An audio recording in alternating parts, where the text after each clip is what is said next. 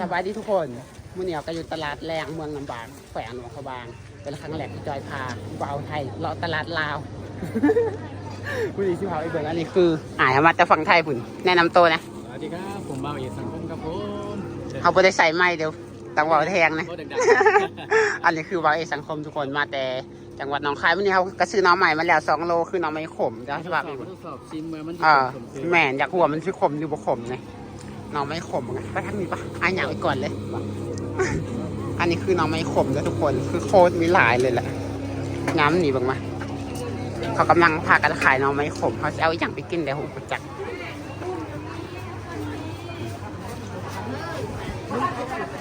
ป่ะนี่ไข่แผ่นก็คือแบบนี้เลย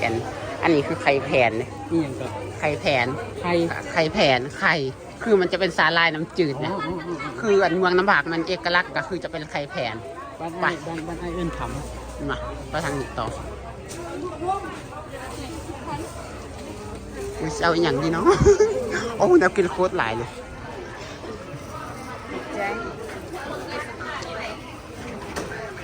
ทุกคนยุ่ใส่กับซิมีแต่น้องใหม่ในย้ำนี่เพราะว่าน้องใหม่กำลังโอ้ยอดหวานโคตรงามอันนี้คือยอดหวานเลยอุ้ยไก่ป่า ขายตัวเท่าไหร่ดิ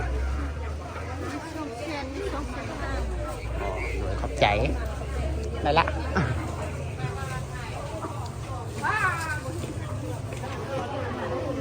แป๊บนึงขอถ่ายหูปเดี๋ยวนะถ่ายหูปไก่ขอบใจท่านใดล่ะเขาก็จะมีการขายอาหารทะเลนะทุกคนเขามีอาหารทะเลนะแต่ว่าบ้านเขาไม่มีทะเลเด้อ ก็เอาน้ำเขาไง แล่นเด็กไข่เนื้อเนาะ บ่ค่อยมีแบบไปเลาะไปเลยค่ะเราบ่มีแล้วก็ข้างไหนก่อนไปหาซื้อสินเลยทุกคนเราไปหาซื้อสินจากกับบ่ค่อยได้ถ่ายคลิป YouTube อันนี้ก็ถ่ายกันสิแบบมันก็สิยากหน่อยหนึ่งโอ้เท่านี้มันจะอาหารทะเลมันก็สิเป็นสันๆเลยทุกคนเป็นการถ่ายคลิป YouTube แบบโดนแล้วแบบโอ้สินตัวอย่างโอ้ย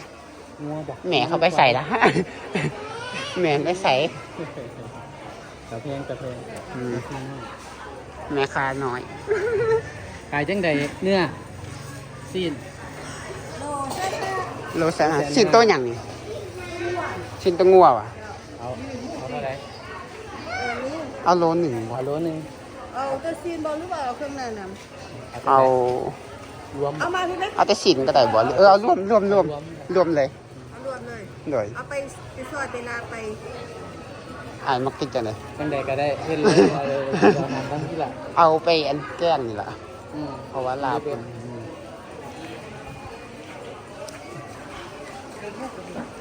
เลื่อนยังเหรอวะ อันนี้คือจะเป็นการซื้อสินทุกคนโล150,000 กีบ150,000 กีบประมาณอยู่ได้ละใครให้150,000ก็สิประมาณอยู่ที่300 บาทบ่200 กว่าบาทนี่เนาะ1 กิโลมาทุกคน เที่ยวบ่ไอเที่ยว10,000 เกี่ยวดีว้าว กินน้ำ เบียร์เขียนตัวนี้มันบ่เอาเขียไปใส่แกงบ่ เอาไปละ เลยเอาก็เอา แค่เจ็ดกระเพียร์แล้วลูกแก้วเหรอ เลยอันนี้ละ ได้เห็ดกล้วยซื้อกิน เลย เห็ดกล้วยซื้อกิน เลยไหนไหน ไอ้อดอยากกินอัน มาเนี่ยน้องจับ เดี๋ยวห้อนมือใกล้ๆหยิบกับไอ้เดี๋ยวมารอบนี้จะมากินฝีมือทั้งพี่ก่อน เลย เดี๋ยวใกล้ๆทอดสิครับแล้วไอ้จะกิน เลยไปทางนี้ เข้าทางนี้เข้าทางในเพราะว่าจะไปถ่ายคลิปไหมไปแนวกินกันสิแบบนี้ทุกคนโอ้หน่อยสิเราหามะเขือเทศไปปลูกนะเอาอยู่ใส่นอนี่มักรอดอันนี้ไข่ตะมดอย่างมดสมหวานนี่อ๋อ เลย แกงวัดเฮีย อันนี้คือไข่มดแดงไข่มดแดงอ่ะล่ะได้ละ หมูป่า อันซินหมูเปล่าขายโลเท่าไหร่ครับ โลเซนเซ่ ได้ละ อันนั้นเป็นเศษอาหารต่างกัน30 แหมอันนี้มันฉีดอันหมูป่าด้วยคนที่เห็นเมื่อกี้ไอ้จับตัวนี้เลยเดี๋ยวน้องจะเอามาแค่เทียบก่อน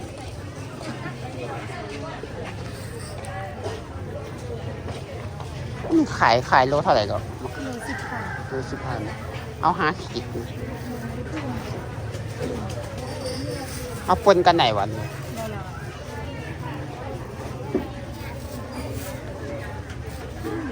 เสือไปปลูกไปทุกคนหอดบานอ มีซ้ำคิดอันนี้ผมซ้ำซ้ำยังบริใจเงิน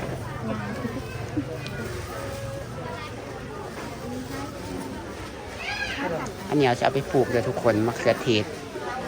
บ่แม่นมะเขือเทศอยู่บ้านเฮาเป็นมะเขือเลนมันหอดบ่5 ขีดเหลือบ่ลองใส่บ้าง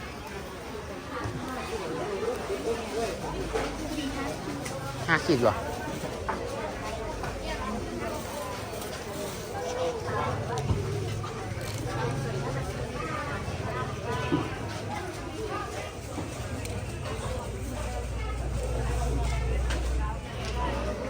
อันนี้คือซื้อมะเขือเทศทุกคน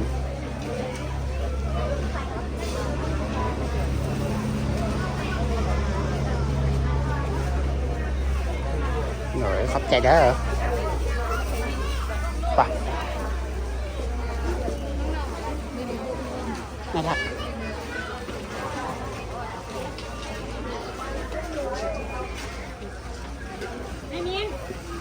นี่อันนี้ไข่แพงคือสาหร่ายทะเล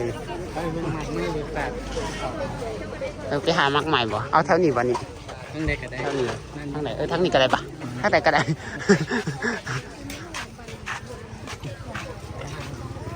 เอามักเกี่ยงก็ได้ตัวมักเกี่ยงมักหม่วง ยังมันสิบ่สุ่ม ก็ได้อยู่มันก็มี นี่โลเท่าไหร่จ้ะเอา5,000เอานี่จักโล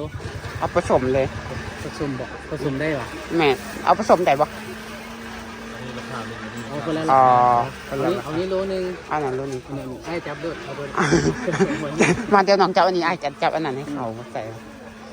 แล้วก็อันนี้เพิ่มขึ้นมาบ่ ฮะ อันนี้ขายจังได๋ที่5อันนี้ บ่ต้องเอาหลายเลยเขาสิไปบ่ไหว ตอนนี้เอาตอนนั้น เอาแค่เอาโลเดียวพอ โลนึงอันนี้โลนึง แม่นเอาเดียวหันพอแหละ อันนี้บ่เอาอ่ะ บ่อย่าละมันเอารถสิบ่ไหว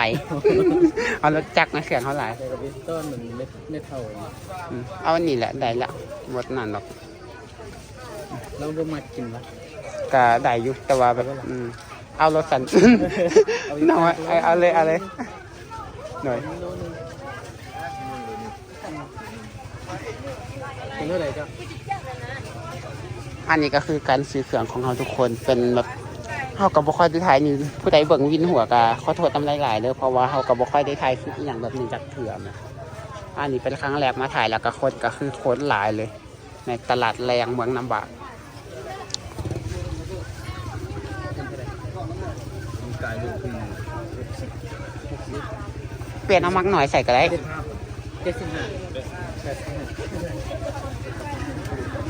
รวมทั้งหมดเท่าไหร่ก็ 85นี่ใบส่ง สาว พันเอาวันนี้จ่ายเงินเป็นบ่นะชาวเบิ่งคนไทยจ่ายเงินลาวทำเบิ่ง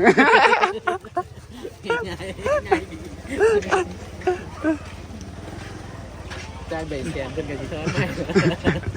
เอาไปหน่อยไหววะซะ อันนี้คือเงินกีบทุกคนเนี่ย อันนี้บ่าวไทยจ่ายเงินกีบเบิ่งเป็นนะบ่า ไปเบิ่งขนมไปฝากเล็กน้อยฝาก ขนมมันไปตลาดเสา โอ คุณ เค ตลาดเสาคุณแล้วพอ